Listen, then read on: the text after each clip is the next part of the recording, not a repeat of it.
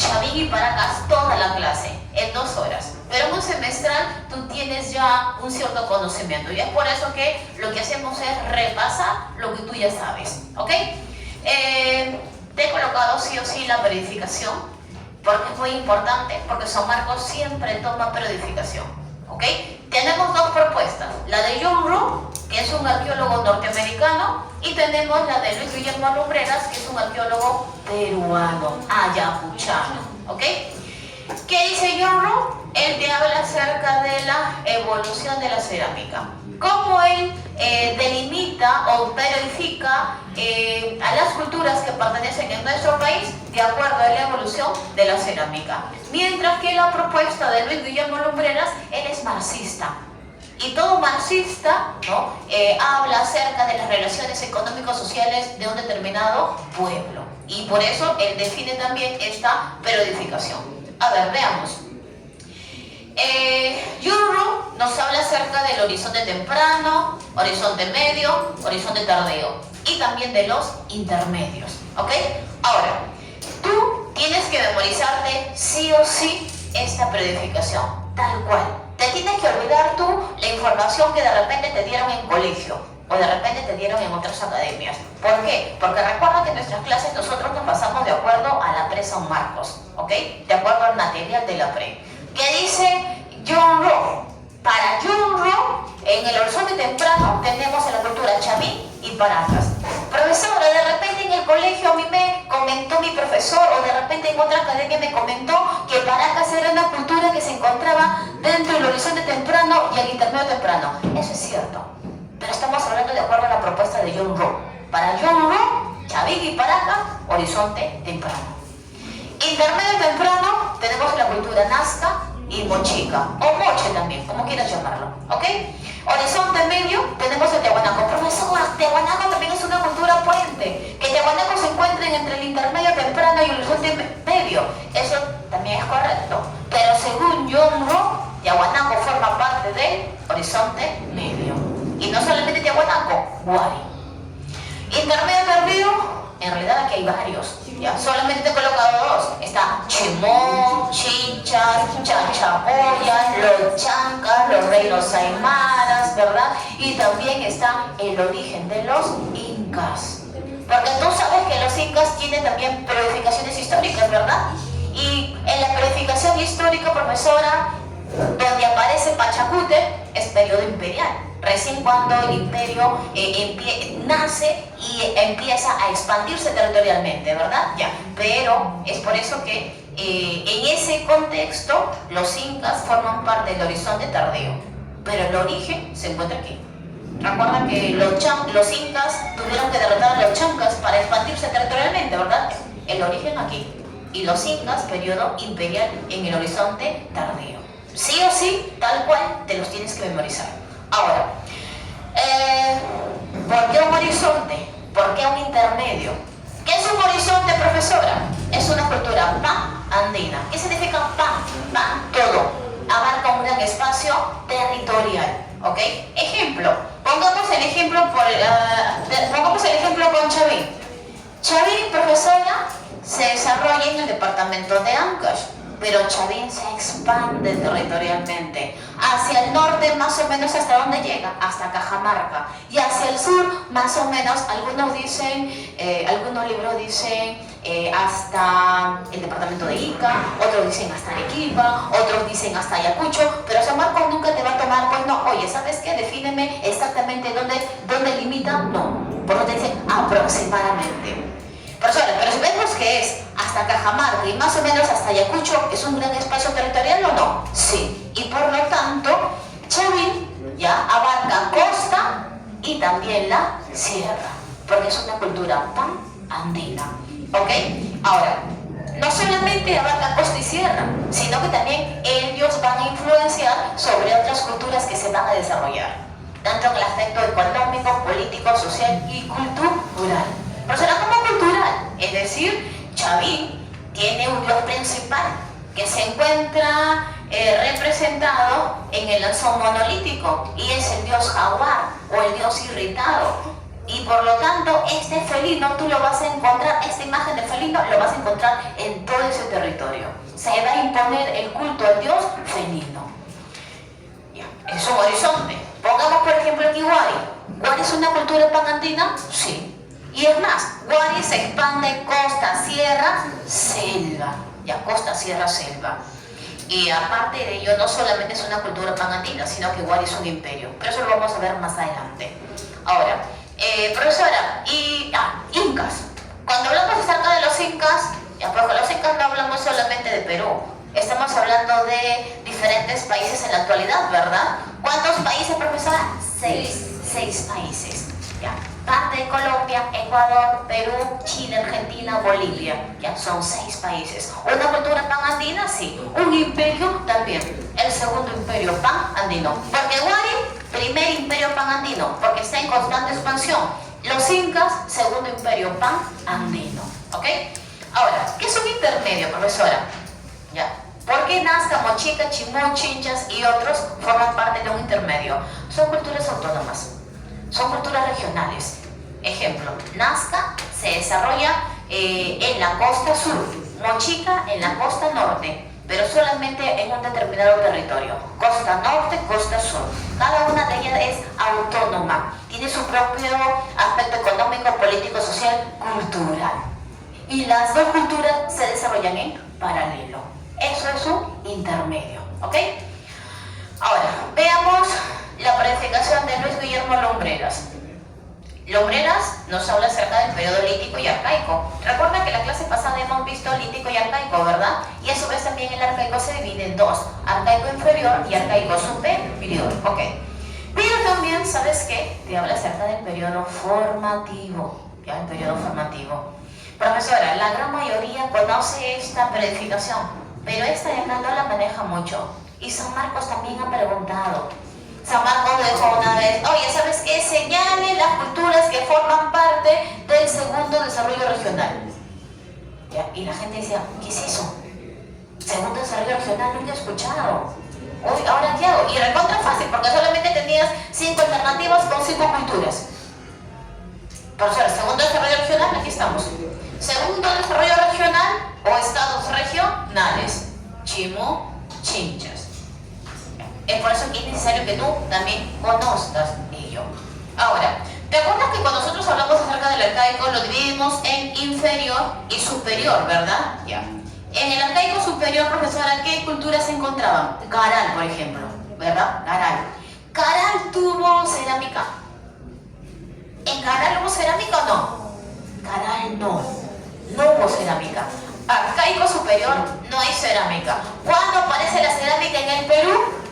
Periodo formativo. Por eso te he colocado algo chiquito. Aparece la cerámica, se consolida también el estado teocrático. Porque recuerda que en el arcaico superior en Caral hay diferenciación de clases sociales o no. ¿Hay construcción de muchos templos o no? Sí. No, poquito a poquito están haciendo el estado, un estado prístino, un estado que recién están haciendo, pero donde se consolida en el periodo formativo. ¿Ok? Y también dice que aumenta la agricultura. ¿Por qué, profesora? Porque aquí encontramos nosotros la mayor construcción de obras hidráulicas. Es decir, canales, reservorios, entre otros. ¿Ok? Ahora, el formativo a su vez tiene 3 etapas. Formativo inicial, donde encuentras a Garagay, donde encuentras a Cupesnique, ¿verdad? A Sechín también. Pero tienes formativo medio. Se desarrolla la cultura Chavín. Si tú quieres ser recontra específico, según la propuesta de Luis Guillermo Lumbreras, Chavín forma parte del periodo formativo. Pero si quieres ser recontra específico, formativo medio. Ya, formativo medio. Mientras que en el formativo final, tú tienes a la cultura Paracas. Imperio Wari, ¿ya? Primer desarrollo regional, Nazca, Moche y Tiahuanaco. ¿Ya? Imperio Wari, segundo desarrollo regional o estados regionales, Chimú, Chinchas, y por último tienes el imperio de los Incas. ¿Ya? Estas dos, sí o sí, te las tienes que memorizar. ¿Ok? A ver, vayamos a ver Chavín, que es un tema que ha sido constantemente pregunta de examen de admisión. Chavín, ¿dónde se encuentra? En el departamento de Ancash. Profesora, ¿San Marcos pregunta la ubicación? Sí. Se encuentra entre el río Mosna, Huachexa y el callejón de Conchucos. En la alternativa habían colocado callejón de Guaylas. Y la gran mayoría decía, Guaylas, Ancash, ¿verdad? Ya, Guaylas. No, callejón de Conchucos, ¿ok? Ahora, recuerda, Chavín forma parte, de acuerdo a la propuesta de John Rowe, al horizonte temprano, según la propuesta de Lumbreras, al formativo. Si quieres ser más específico, formativo medio.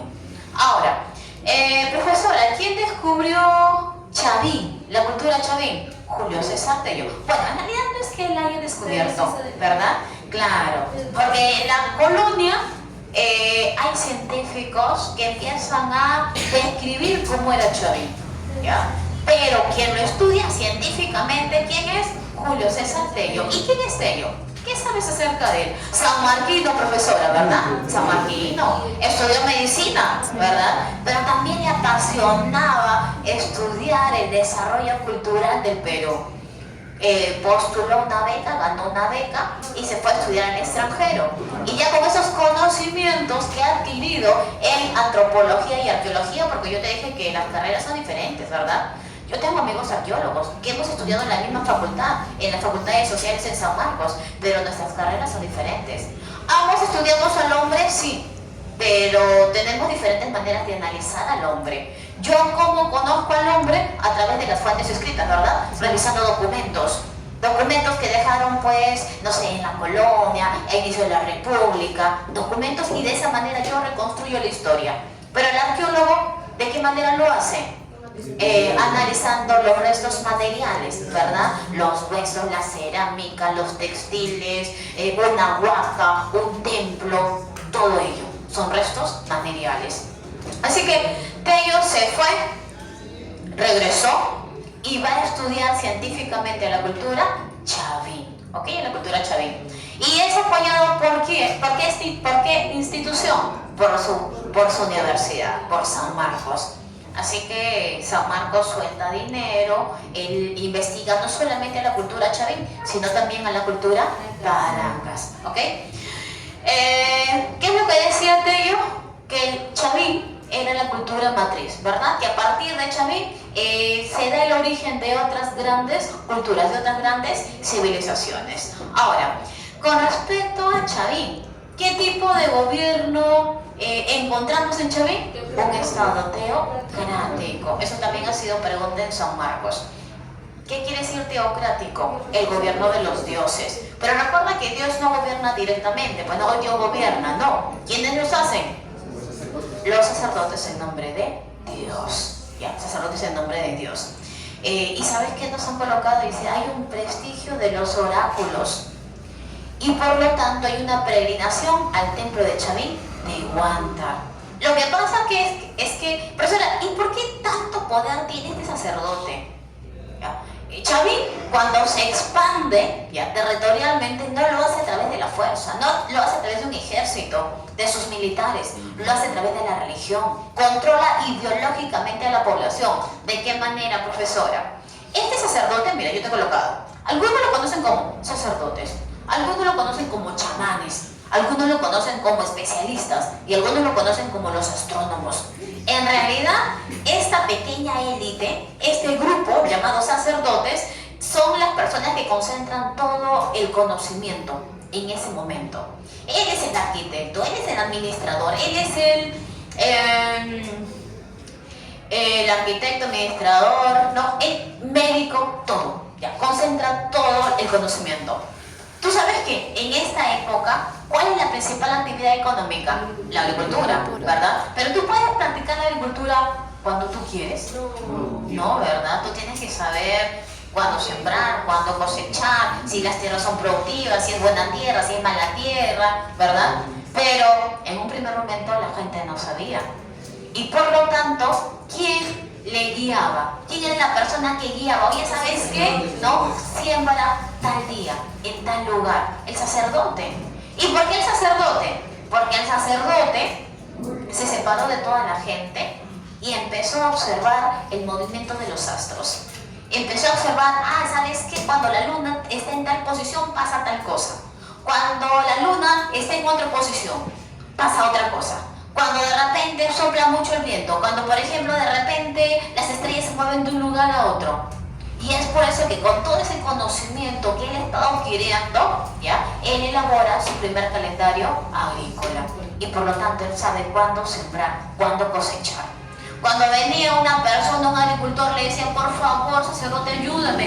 Dile a tus dioses, por favor, que me digan cuándo puedo practicar la agricultura. Porque cada vez que practico la agricultura me va mal. Y él decía, no te preocupes, déjame ahorita conversar con los dioses. Y decía, mi Dios dice que siembres en tal fecha, que te va a ir muy bien. Es más, la lluvia va a llegar en ese momento. Y le hace caso, pues. ¿Y sabes qué? Y realmente sí, llovió. Y le fue muy bien. Y cuando a ti te va bien, ¿qué es lo que haces? Tu vecino te pregunta, ¿no? Oye, ¿cómo te fue bien a ti? ¿Cómo tuviste esa información? Mi sacerdote me comentó. Ese sacerdote tiene el favor de los dioses. Y por lo tanto, más gente busca y busca al sacerdote. Porque el sacerdote tiene buenas predicciones. Y por lo tanto, la gente está feliz. Pero tú sabes qué, si Dios te está ayudando, ¿tú qué es lo que tienes que hacer? Tienes que llevar la ofrenda, tienes que pagarle un tributo. Y el sacerdote te dice, el tributo no es para mí, ¿es para quién? Para los dioses. Y si tú no tributas, si tú no ofrendas a los dioses se pueden molestar o no? Claro que sí. Y es por eso que la gente de diferentes partes del Perú llegan hasta el templo de Chavín de Huanta. Llegan llevando ofrendas. Es decir, un ayacuchano llega hasta Ancash llevando ofrenda y a su vez también aprovechando el momento de que te estás trasladando hasta Ancash para llevar más productos e intercambiarlos también con otros pueblos. Por ejemplo, viene gente del sur, gente del norte, gente del centro. Es decir, el templo de Chavín de Huanta, ¿ya?, es muy importante. ¿Por qué? Es importante porque ahí en realidad tiene varias funciones, ¿no? Se realizan varias funciones. La función política, porque ¿quién gobierna desde el interior del templo de Chavín de Huanta? El sacerdote. Función económica, ¿no? Recauda todo el tributo. ¿Qué más? Y también practican fuera del templo de Chavín de Huanta el comercio a través del trueque. Es por eso, ¿no?, que el templo es muy importante. Por eso acá usted ha colocado artesanos, picapedrero, alfarero. Alfarero es el maestro que trabaja la cerámica, ¿verdad? ¿Quién vive dentro del templo de Chavín de Huanta? El sacerdote. ¿Quién vive alrededor del templo de Chavín de Huanta? Los artesanos. Ustedes que han terminado colegio todavía, ¿no? Algunos sí, algunos no. ¿Han ido de viaje de promoción o no? ¿A dónde han ido? A ningún lado, profesora. ¿No han ido ustedes al templo de Chavín de Huanta? ¿No han ido a Huaraz? Es chévere, tienes que ir. Yo creo que he ido 3 veces a Ancash, ¿ya? Y cuando yo voy a visitar Ancash, sí o sí tengo que ir al templo de Chavín de Huanta porque me apasiona. Es chévere el templo. Tú llegas al templo y el templo es totalmente oscuro. Ya oscuro. Puedes estar 12 del mediodía fuera del templo, tremendo sol, pero tú entras al templo totalmente oscuro. ¿Ya? Oscuro, las construcciones son en forma de laberinto, las galerías son angostas, tiene muchos pasadizos y si tú no conoces bien te puedes perder. ¿Ya?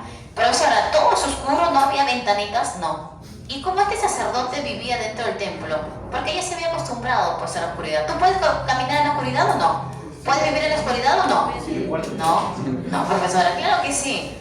¿Ya? Tu vista se acomoda. ¿Ya? ¿Cómo es eso? Yo sé que cuando tú estás en tu cuarto y apenas apagas tú la luz, no ves absolutamente nada, ¿sí o no? Todo está negro. Pero mientras ya pase los minutos, 5 minutos, ¿observas en la noche? ¿Observas tu cuarto oscuro o no? Claro que sí, ¿ya? El sacerdote Chavín ya estaba acostumbrado, ¿ya? Así que los que viven dentro del templo son los sacerdotes. Los que viven alrededor son los artesanos. Y tienes al pueblo, ¿ok? Ahora, ¿qué es una agricultura intensiva? ¿Ya? Por ejemplo, mis abuelos practicaban una agricultura al secano. ¿Qué es eso del secano? Mi abuelo practicaba la agricultura cuando caía la lluvia. Él en la sierra decía, la lluvia más o menos aparece fines de noviembre, inicio de diciembre, y llueve hasta el mes de marzo aproximadamente. Es por eso que nosotros en enero, febrero, marzo vemos que el río Rímac siempre aumenta el caudal, ¿verdad? ¿Por qué? Porque en provincia está lloviendo. Y por lo tanto, mi abuelo practicaba la agricultura al secano, cuando llovía. Pero ¿sabes qué? Chavín hacia adelante, ¿ya? Chavín, Paracas, Nazca, Moche, ellos practican una agricultura intensiva. ¿Eso qué significa? Que ellos van a construir obras hidráulicas, van a construir canales, van a construir reservorios y por lo tanto van a poder practicar la agricultura cuando ellos crean necesario. ¿Ok? Agricultura intensiva, practican la ganadería, el comercio.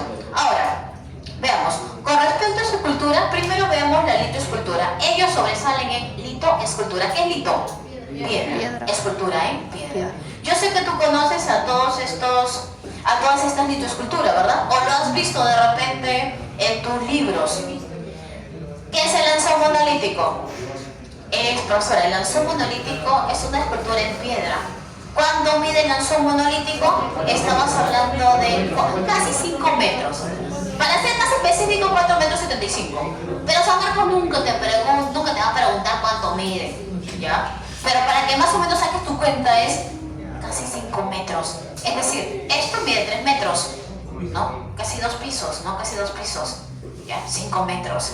Es una sola piedra. Y en esa piedra tiene la forma de un cuchillo, ¿verdad? Parece que tiraron un cuchillo, se plantó. ¿Ya? Pero si tú quieres ver qué imagen está dentro del cuchillo, imagínate que nosotros abrimos el cuchillo y tú vas a encontrar a un ser antropomorfo con rasgos zoomorfos. ¿Por qué ser antropomorfo? Tiene forma humana. ¿Por qué rasgos zoomorfos? Porque tiene rasgo de animales. Por ejemplo, el cabello no es el cabello, son serpientes. Ya son serpientes. Es más, una mano está arriba y la otra está abajo. ¿Por qué, profesora? Porque tiene el poder de unir los dos mundos. El Hanan Pacha con el Ugu Pacha. El mundo de los dioses, el mundo de los muertos. Aparte, ¿ya? Este ser antropomorfo en realidad es el sacerdote, que está plasmado ahí. ¿Ya? Este sacerdote, ¿no? Te encuentras también sus orejeras, encuentras sus collares, encuentras sus pulseras, encuentras un cinturón y por acá tiene cabezas de felino. ¿Qué más encuentras? Su boquita tiene dientes, pero también tiene colmillos, ¿no? El dios felino. ¿Qué más tiene, profesora? Sus ojitos. Sus ojitos no te están mirando a ti directamente. ¿Cómo están sus ojitos? Sí, mirando hacia arriba. Están dilatados, ¿ya? ¿Y están dilatados por qué? ¿Qué es lo que hacía este sacerdote para poder comunicarse con los dioses? Profesora, se metían de todo, ¿verdad? De todo. ¿Ya? El día de hoy, profesora, yo cuando voy a la iglesia, ¿qué es lo que hago? Cierro los ojitos y rezo, ¿verdad? ¿Ya? Pero este sacerdote, ¿qué es lo que hacía? Hoy se metía de todo. ¿Qué se encontraba dentro del templo de Chavín de Huántar? ¿Ya? Lumbrera decía que cuando él entró, ya, ojo, Chavín fue estudiado en un primer momento por Julio César Tello. Pero después de él, hay varios arqueólogos que han estudiado también el templo de Chavín. El día de hoy, 2024, ¿también Chavín sigue siendo estudiado? Sí. Pero estamos hablando ya por el encargado es un arqueólogo norteamericano. Así que todavía continúan estudiando a la cultura Chavín. Pero ¿qué decía Lumbreras cuando él llegó a Chavín? Él decía, en la Galería de las Ofrendas hemos encontrado varios objetos. Entre ellos se encontró un mortero. ¿Ya? Y tú sabes que el arqueólogo todo lo que encuentra, ¿dónde lo manda? Al laboratorio, ¿verdad? Para analizar qué hay, qué se encuentra. Y cuando llega ya el análisis, el resultado, le dijeron, oye, ¿sabes qué? En este mortero hemos encontrado rezagos de carne, pero es carne humana, ¿ya? Y si tú encuentras carne humana, ¿no? El arqueólogo, ¿qué es lo que puede pensar inmediatamente? Canibalismo, ¿verdad? ¿Y puede ser o no? Puede ser. Porque tú sabes que cuando este sacerdote se comunicaba con los dioses, ¿se metían de todo o no? ¿Perdían el conocimiento también o no? Y después de repente, no me acuerdo qué es lo que hice. ¿Qué se metía, profesora? ¿Qué se han encontrado en Chavín? Se han encontrado huesitos de ese tamaño. Al laboratorio lo analizaron y ¿qué tenía estos huesitos? Tenían pues sustancias alucinógenas. O sea que este sacerdote, ¿qué es lo que hacía? Así. Estaba volando. Ya, está volando. ¿Ya? ¿Y qué se encontró, profesora? Se encontró el yopo. ¿Qué es un yopo? Son como unas vainitas, ¿ya? Son como unas habas, ¿ya? Pero estas habas, este yopo se encuentra en la Amazonía. Y si este yopo se encuentra en la Amazonía, ¿qué hacen, Chavín? ¿No? Población de la Amazonía también entonces llegó o practicaban el comercio, ¿no? La cuestión es que se encontró ese yopo, ¿ya? Ellos inhalaban ese yopo, ¿no? ¿Qué es lo que hacían? Lo trituraban y después volaba, ¿ya? O también, por ejemplo, se ha encontrado el San Pedro, ¿verdad? San Pedro, ¿ya? El cactus San Pedro. ¿Qué es el cactus San Pedro? Si lo conoces, además de repente tú lo tienes en tu casa, ni cuenta te das que tienes el San Pedro. ¿Qué hacían con el San Pedro? Tú sabes que todos los cactus tienen espinas, ¿sí o no? Pelas todas las espinas, sácalo de adentro, que es medio como gelatinoso, ¿verdad? A la olla, con agua, hierve 2 horas, 3 horas, lo vas a colar y después ese líquido lo tomas y estás en otra ya. Así que este sacerdote, para comunicarse con los dioses, se metían de todo, ¿ya? Y posiblemente hasta perdían el conocimiento o no. Y posiblemente hayan practicado el canibalismo o no. Sí. También es posible. Ahora, ahí tú tienes, es por eso que los ojitos están así, dilatados. ¿Tú has visto una persona cuando se mete cositas? ¿No? Por eso yo he visto en documentales, ¿no? Cuando hay personas que, documentales que pues, están por mi casa, ¿verdad? Que hacen estudio por mi casa. Por eso yo he visto que cuando hay personas que se meten droga, ¿qué es lo que pasa con sus ojitos? Rojos, ¿o no? Dilatados. Y no solamente dilatados, ¿qué pasa con su moquito? ¿Empieza a salirles moco o no? ¿No? Segrega mucosidad. Y eso también está plasmado en las cabezas clavas. Hay una cabeza clava, ya tú búscalo por internet, busca cabeza clava con moco. Y es una cabeza clava de Chavín, ¿ya? De Chavín, que por acá le está saliendo moco, ¿ya? Profesora, ¿de verdad? Sí. Y no es la única. Hay otra cultura garagay también que va a plasmar lo mismo. ¿Eso qué significa? Que este sacerdote ingería sustancias alucinógenas para comunicarse con los dioses, ¿ok? Ahora, profesora, ¿yo cómo le creo al sacerdote que realmente tiene mucho poder? Este sacerdote sabe cuándo va a llover. ¿Ustedes cuando van a la sierra, han ido a la sierra? ¿Han viajado? Sí. La sierra es bonito, ¿verdad? Sí. ¿No? Profesora, Lima, aquí en Lima, tú levantas la mirada, ¿qué color es el cielo? Gris. Negro, profesora. Lima no gris.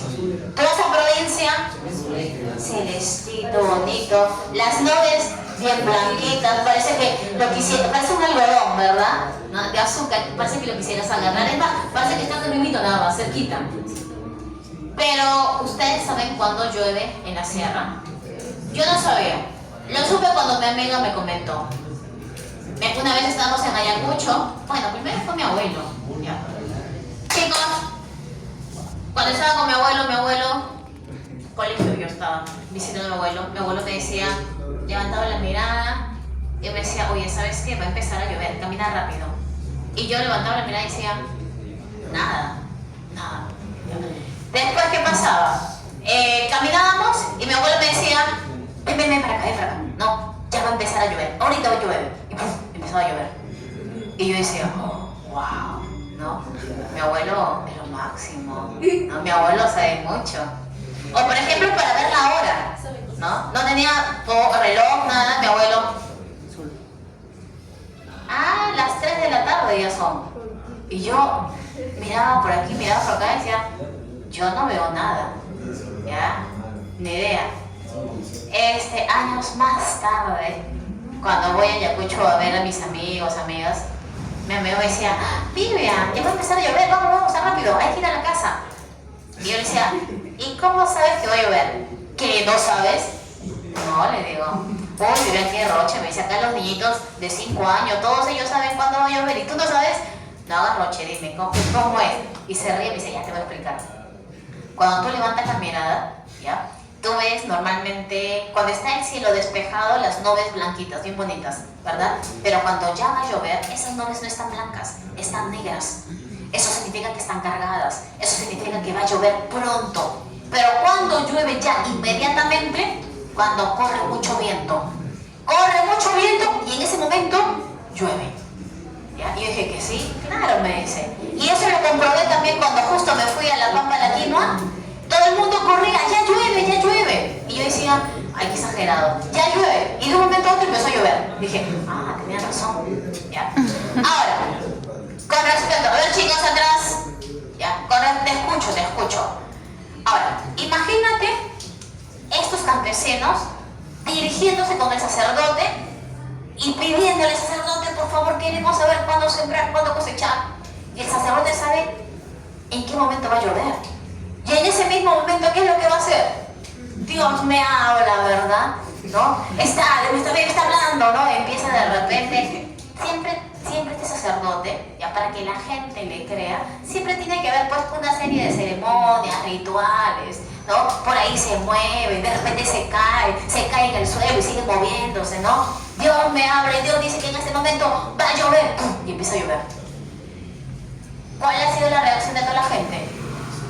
¿Son dioses poderosos o no? Uy, qué miedito, ¿verdad? Hay que obedecerlo. Porque si no, también se puede molestar conmigo. Pero siempre hay alguien que dice, quiero verlo yo directamente. ¿Ya? Siempre el jefe de un pueblo. Ah, ¿quieres verlo? Perfecto, yo te presento a Dios, pero primero tienes que prepararte para ingresar al templo. ¿Sabes qué? Ayuno, 4 días. 4 días de ayuno. ¿Ya? Sí, ok. Entramos al templo. Y tú sabes que el templo es totalmente oscuro, ¿verdad? Si no conoces te pierdes. ¿Ya? Pero antes de entrar al templo, ¿sabes qué? Toma tu San Pedro, toma tu yopo, ¿no? O sea, no ha comido, inhala sustancias alucinógenas, bebe el San Pedro. ¿Cómo está? ¿Totalmente drogado o no? Sí. ¿No? Se para, se cae, buscando a Dios, ¿dónde está Dios? Y tú sabes que debajo del templo de Chavín de Huántar hay un canal, ¿verdad? Hay un canal, un acueducto. Y profesora, por ese canal, ¿qué es lo que pasa? El agua. Y dicen que estos eran grandes arquitectos porque, dependiendo de la cantidad del agua que pasaba por debajo del templo de Chavín de Huántar, emitía, pues no, sonidos, ¿ya? Y era el sonido del jaguar. Imagínate, este hombre ha ingresado todo drogado, todo débil, y escucha el ruido, ¿no? Del jaguar.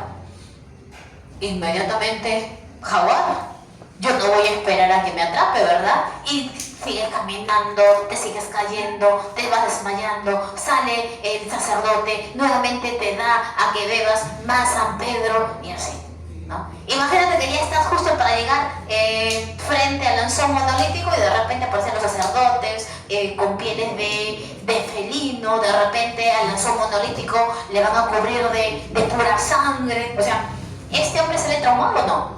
Y cuando sale, ¿para él existe Dios o no? Sí, pues. Y por lo tanto todo su pueblo, realmente existe Dios. Así que hay que darle todo el tributo, ¿no? Es por eso que el Chavín se expande territorialmente, pero a través de la religión, a través de sus dioses terroríficos. Tenemos Lanzón. En el Lanzón tienes la principal deidad. En la estela de Raimundi tienes el dios de las varas. También es un ser antropomorfo que está sosteniendo 2 varas. Aunque, ¿sabes qué? Esas 2 varas en realidad son Cactus San Pedro, ¿ya? Son el Cactus San Pedro. Y en el obelisco de Tello, profesora, tú encuentras ahí la imagen de 2 caimanes. La dualidad, ¿ya? La fertilidad. Y también tienes a las cabezas clavas. Chavín sobresale por litoescultura, ¿ok? La escultura en piedra. Cerámica, profesora, es monócroma, un solo color. Generalmente negra, pero también hay medias color rojizo, ¿ya? Pero generalmente negra. Es monócroma con asa de estribo. Es por eso que, chicos, en Chavín, cuando te hagan una pregunta a San Marcos nunca te va a preguntar, oye, ¿es negra o roja? Porque puedes encontrar de los 2 tipos, ¿no? Pero sí es monócroma, un solo color, ¿no? Es toda negra o toda rojiza, ¿ya? Pero es monócroma, un solo color. Asa estribo, ¿cómo la asa estribo? ¿Sabes qué?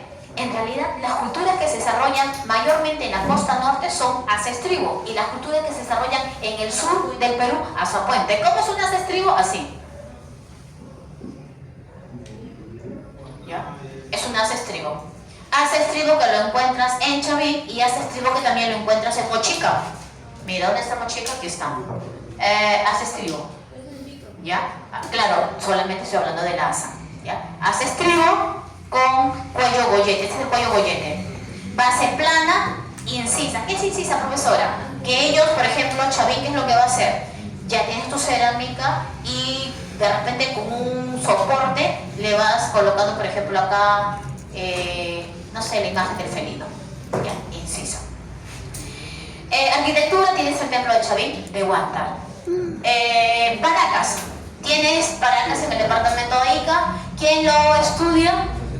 Julio César Tello. Y con su discípulo. ¿Quién es su discípulo? El que descubrió las líneas de Nazca. ¿Ya? Toribio Mejía Césped. ¿Ya? Líneas. Ya, las líneas de Nazca.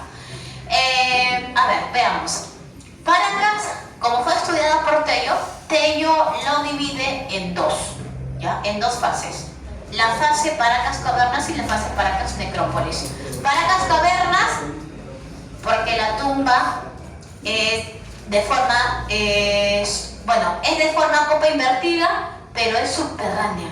Es decir, tú puedes estar encima de la tumba y tú no te das cuenta que debajo tuyo puede existir una tumba. Profesora, y al interior de esa tumba, ¿qué se ha encontrado? Fardos funerarios. ¿Qué son los fardos funerarios?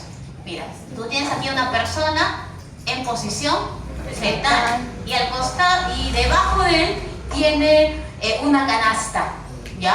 Y en esa canasta han colocado todo lo que él puede utilizar en la otra vida, porque ellos creen en una vida después de la muerte. Y es más, eso es una momia. Ellos momifican a sus muertos y después de ello, ¿qué se hace? Se le coloca mantos. Se le colocan los fardos funerarios, ¿ok? Mantos. Esto es un fardo funerario. ¿Y esto dónde se encuentra? En las tumbas. Profesora, ¿qué es esto? Una tumba y al interior fardos funerarios. Pero ¿sabes qué? Esta tumba es pequeña. Solamente se han encontrado 15 o máximo 20 fardos funerarios.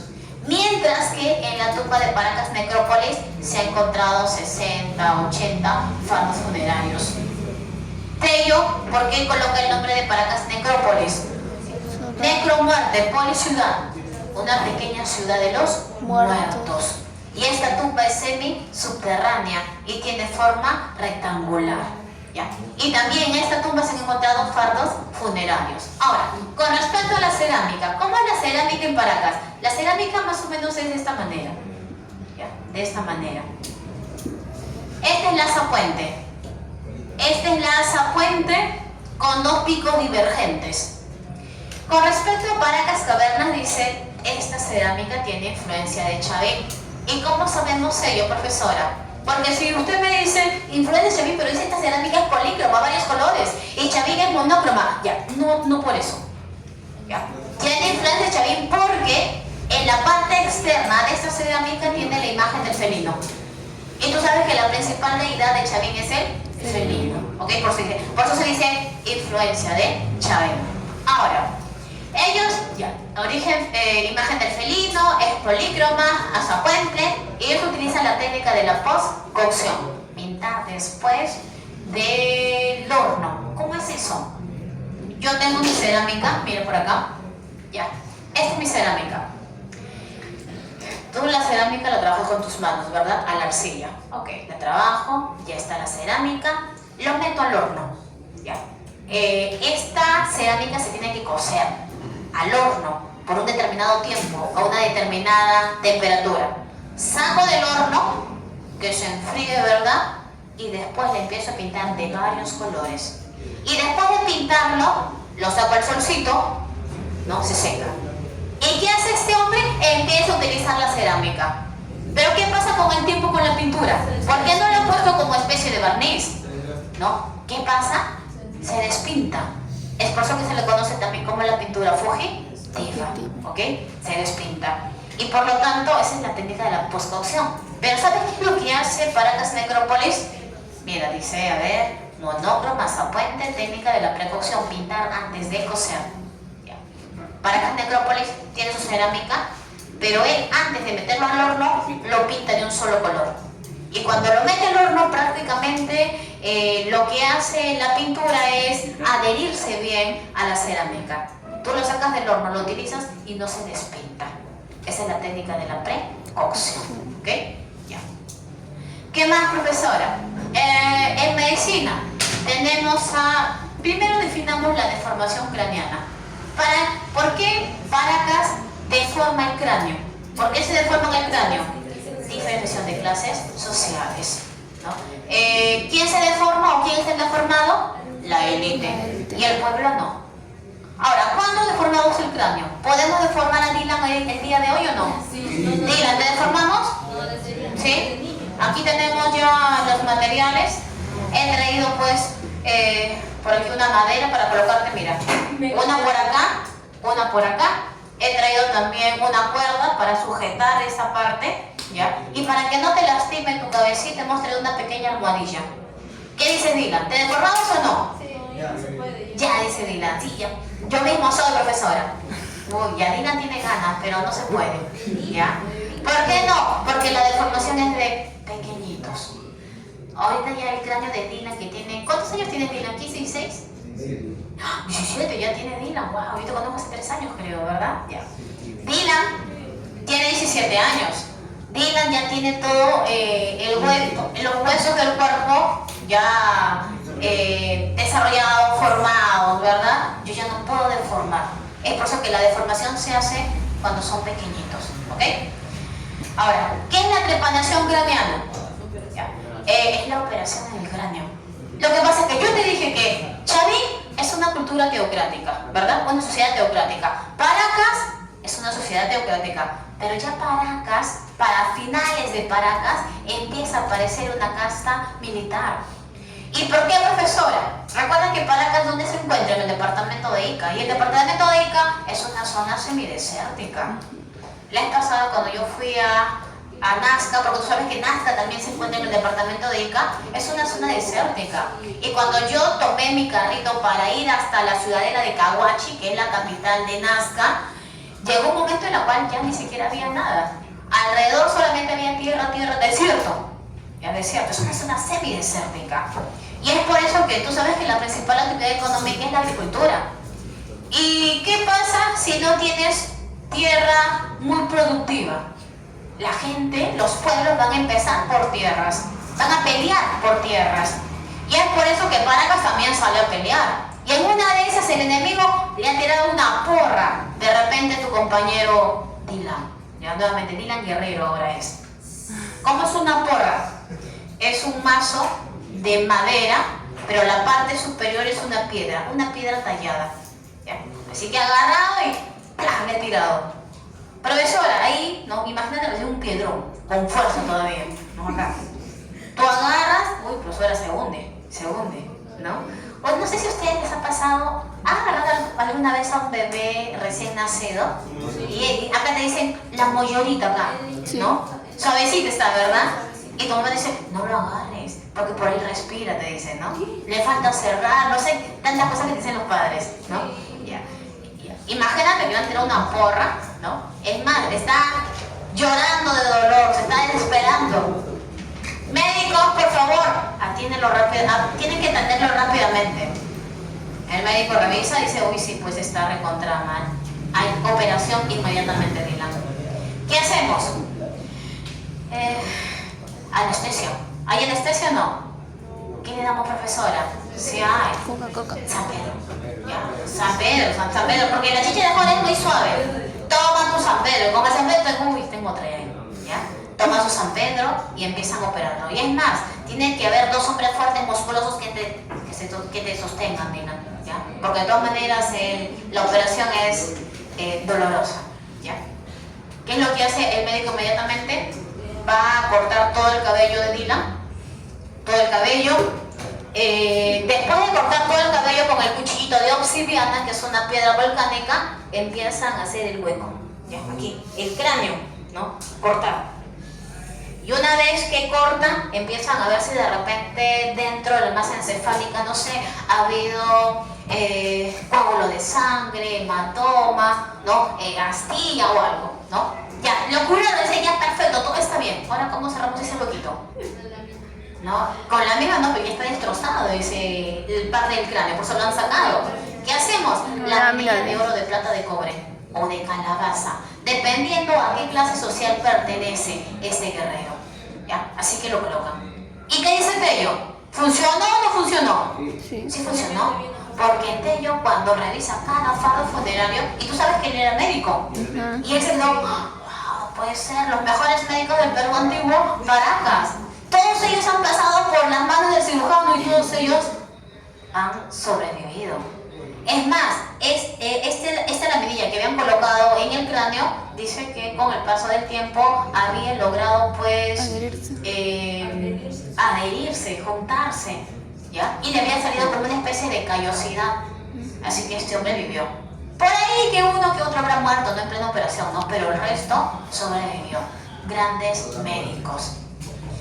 En destilería, profesora, también destacaron, ¿ya? Pero especialmente Paracas Necrópolis.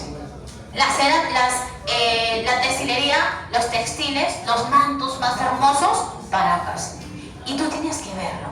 San Marcos, yo te dije que San Marcos es quien va a costear la investigación a Tello, ¿verdad? Es por eso que varios huacos o textiles, materiales que se han encontrado tanto en Chavín como en Paracas, está bajo la tutela de San Marcos.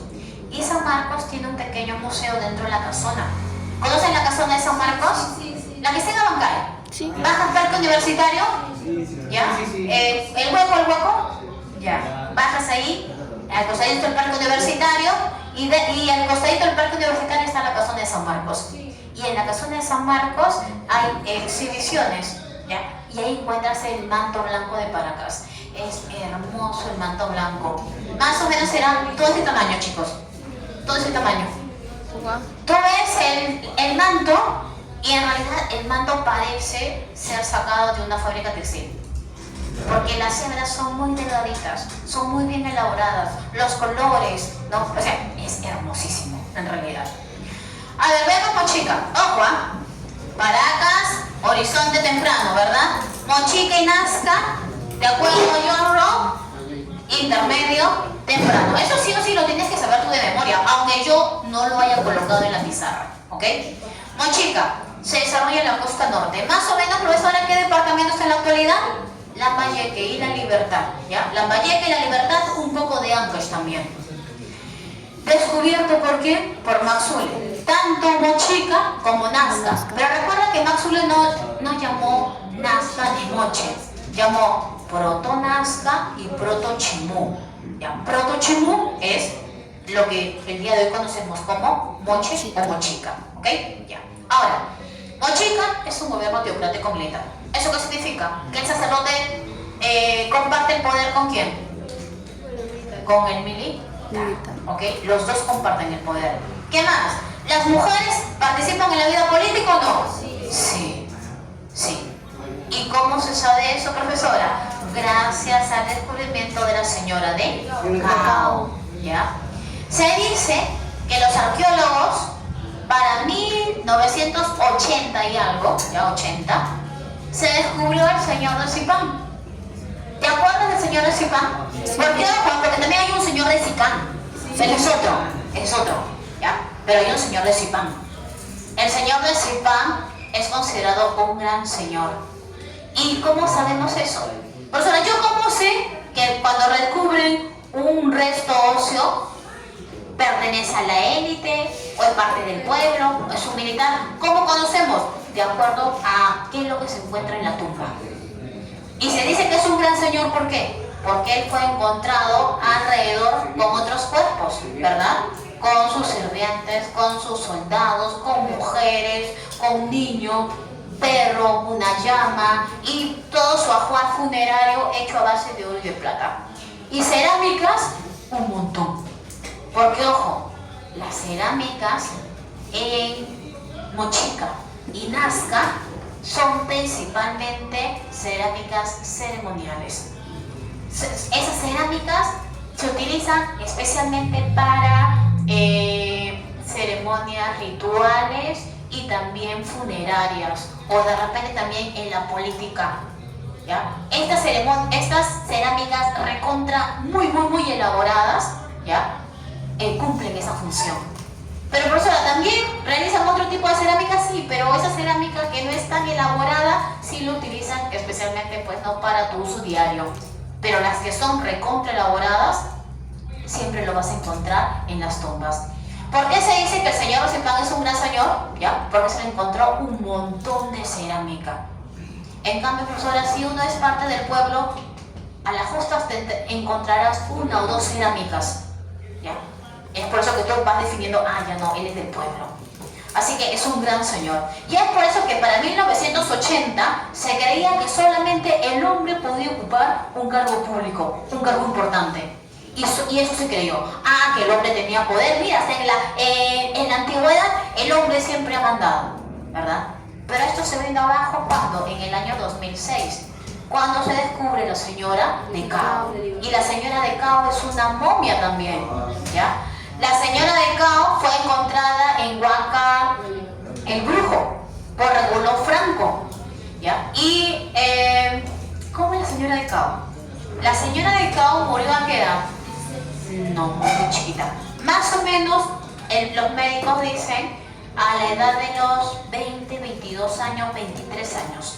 Pero recuerda que San Marcos nunca te va a preguntar la edad, ¿no? Pero más o menos para que tengas idea. ¿Murió jovencita, profesora? Sí. ¿Y de qué murió? Los médicos dijo posiblemente cuando ella al momento de estar dando a luz, murió. ¿Ya? Profesora, se ha encontrado solamente su momia y todo eso sabemos, sí. Por eso es importante en las otras disciplinas, ¿o no? Es más, ese video está colgado en internet. Buscan en YouTube, señora de Cao, y hay un documental. Y en ese documental, justo en ese momento, está el arqueólogo, médicos y otros especialistas están a punto de abrir el fardo funerario, ¿no? Y justo el médico está ahí presente, porque tú sabes que de un momento a otro abrir un fardo funerario que se ha encontrado enterrado hace muchísimo tiempo, la temperatura, o sea, todo puede ocurrir, ¿verdad? Es por eso que es muy importante diferentes especialistas. La señora de Cao es una momia, murió a los 24 años, posiblemente al momento de dar a luz, se le encontró en su cuello 20 collares de oro y de plata, su ajuar funerario también hecho a base de oro y de plata, y lo que los arqueólogos ya vieron en su cuerpo es que dicen que todo el cuerpo estaba con tatuajes, ¿ya? Todo el cuerpo. Es decir, ella no solamente es una gran señora, sino que posiblemente estaba relacionado a la magia. ¿Ya? Así que es una mujer muy importante. Ahora, lo que quiero que también tengas en cuenta es de que en Mochica, ¿ya? No hay un solo gobernante, hay varios gobernantes. Tú sabes que en geografía, ustedes que dominan geografía, cuando dibujan el mapa del Perú, te dibujan los ríos, ¿no? Que todos desembocan en el Océano Pacífico, ¿verdad? Y por cada río que desemboca, se forma un valle. Río de valle. En Mochica, por cada valle, un gobernante. Por cada valle, un gobernante. ¿Ok? O puede ser también, por cada 2 valles, un gobernante. ¿Ya? Pero a donde yo quiero llegar es de que hay varios gobernantes. No es un gobierno centralizado. ¿Qué quiere decir un gobierno centralizado? Un solo monarca para todo ese territorio. En Mochica no. Hay varios pequeños gobernantes. Ejemplo, señor Rosipán, señora de Cao. ¿Ok? Ya. ¿Qué más? También practican la agricultura intensiva. Todos, chicos, todas las culturas que vamos a ver el día de hoy, agricultura intensiva. Construcción de obras hidráulicas. Religión, el más importante es el dios Ayapay, pero en realidad ellos son politeístas. A ver, cerámica. Cerámica es lo que he preguntado San Marcos, es por eso que yo te he colocado acá la cerámica y por acá también. ¿Ya? Atentos.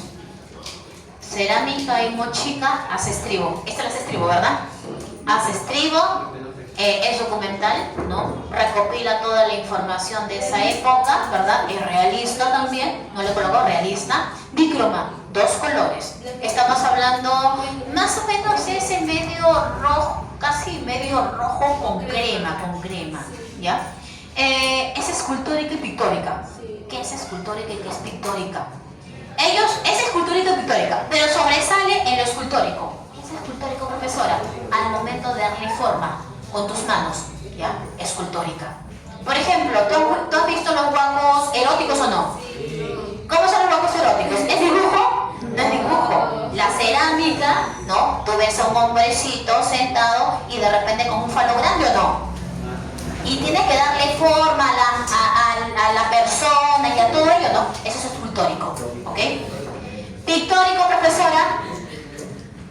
Mochica también tiene cerámica pictórica. ¿Pero qué es una cerámica pictórica? Dice, las imágenes se encuentran sobre la cerámica. Es decir, tú tienes tu cerámica, pero tú dices, oh, mira qué lindo dibujito. No, no es ese dibujito. Esa cerámica es pictórica. Y en esos dibujitos, profesora, ¿qué puedo observar yo? De repente una mujer tejiendo. ¿Ellos practicaron entonces el arte textil o no? Sí. De ahí se saca también la información.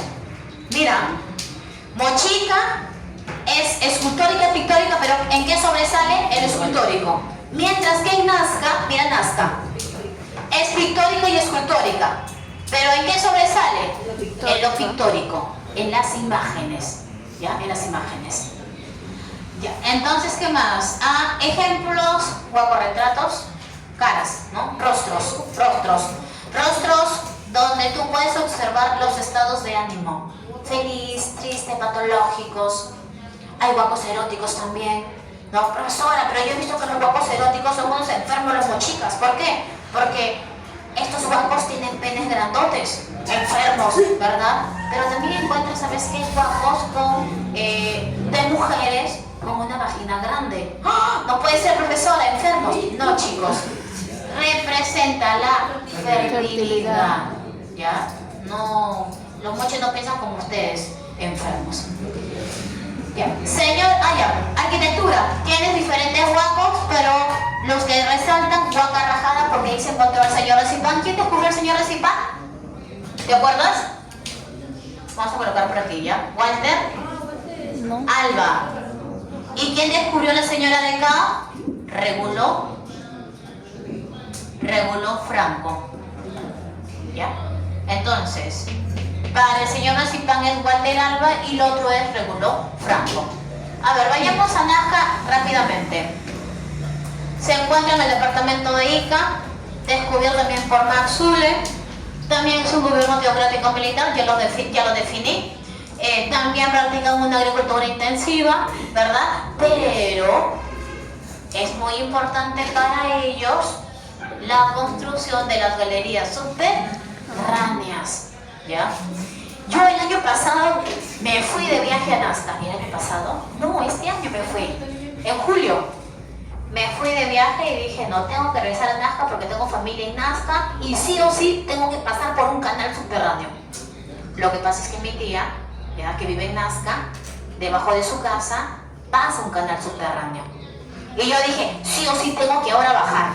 Porque yo me acuerdo que cuando yo estaba en colegio, y siempre nos mandaba todas vacaciones a provincia, a Nazca, donde están mis primos, yo veía cómo mis primos bajaban por su pozo y de un momento a otro desaparecían. No entiendo, profesora. Ya, te explico. Lo que pasa es que Nazca es una zona desértica, te dije, ¿verdad?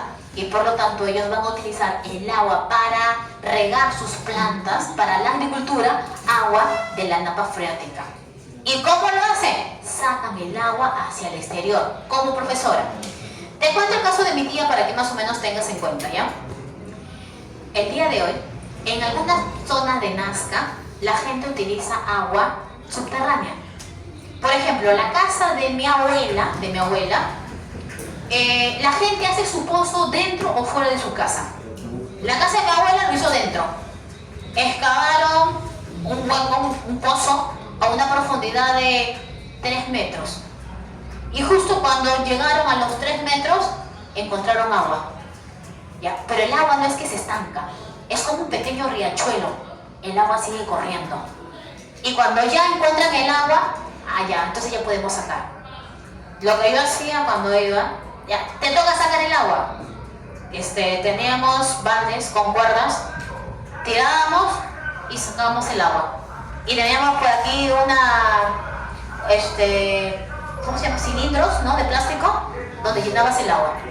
Y así lo utilizábamos, ¿ya? Pero si yo bajaba al pozo de mi abuela, yo no podía irme ni por aquí ni por allá, porque solamente mis piecitos chocaban con el agua que sigue corriendo, ¿ok? El agua de la napa freática. Pero el caso de mi tía es diferente. Mi tía cuando hace su pozo dentro de su casa, ya, vamos a hacer un pozo. Hacen un pozo y justo ahora le pregunté a mi prima, le dije, oye, ¿y cómo así encontraron un canal subterráneo? Y ella me dice, Vivian, tuvimos tanta suerte que al momento de cavar, chocamos con una piedra que tenía pues una forma de un rectángulo y bien bonita, trabajadita, y justo en la esquinita había como una especie de un huequito, como para agarrar una barreta, ¿no? Y sacarlo. Y dice que cuando ellos sacaron esa piedra era como una especie de tapa, y cuando lo sacaron encontraron un canal subterráneo. Por ahí pasaba el agua, ya pasaba el agua. Y es por eso que mis primos, ¿no? Mi prima me dice, tú no puedes bajar ese canal subterráneo cuando tú quieras. ¿Por qué no? Porque cuando hay mucha lluvia, el agua aumenta. Y cuando hay poca lluvia, el agua del canal también baja, me dicen. ¿Ya? Y yo veía cuando mis primos, por ejemplo, bajaban, ¿ya? Y por lo tanto decían, voy ahorita vengo, ¿ya? O se cae un pollito, un animalito, ¿ya? Y yo veía el pozo y ya ellos habían desaparecido. ¿Por qué? Porque era un canal subterráneo. Se iba por acá o se iba por allá. Y yo siempre dije, tengo que ir ahora. El año pasado fue. No, este año fue. Tía, voy a entrar a su pozo. Uy, ya no puedes. ¿Por qué no? No, lo que pasa es que ya lo hemos cerrado. ¿Por qué? No lo hemos cerrado, el pozo está ahí. Lo que pasa es que ellos ahora sacan el agua, ya no pues con baldes, sino con un motor bomba. Así que el agua llega de frente. Y lo han cerrado, no, la parte externa, le han puesto hasta candado y encima está el motor. O sea, para entrar sería un poco difícil, pues, ¿no? Y él me dijo, pero mejor sabes que vete a tal lugar, a Cantayoc, me dice. Ahí vas a encontrar los acueductos, así que nos fuimos. Y encontramos varios ojos de agua, que eran así. Es decir, era como una especie de escalerita circular bajando, ¿ya? Y por ahí pasaba el agua. Así que, imagínate los grandes ingenieros hidráulicos de esa época. Cerámica, azapuente, polícromo de varios colores. Esto es lo importante, la técnica del horror al vacío. Ellos creen en una vida después de la muerte también. Y es por eso que los Nazca creen que en este mundo de los vivos hay varios portales que comunican al mundo de los muertos. Y uno de esos portales es la cerámica.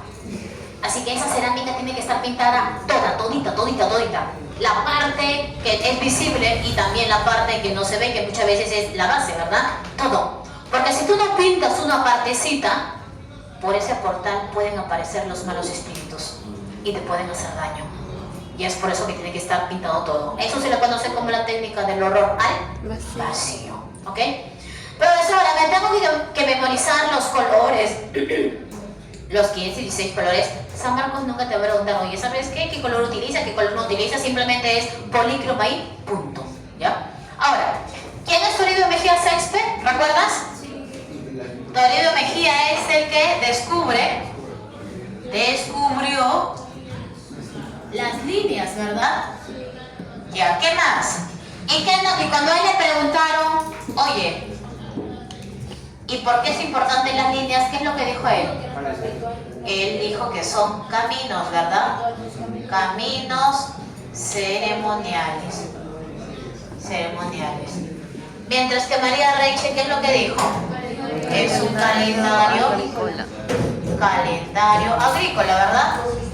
En realidad, un calendario astronómico que está ligado a la agricultura agrícola. Ok, chicos, terminamos.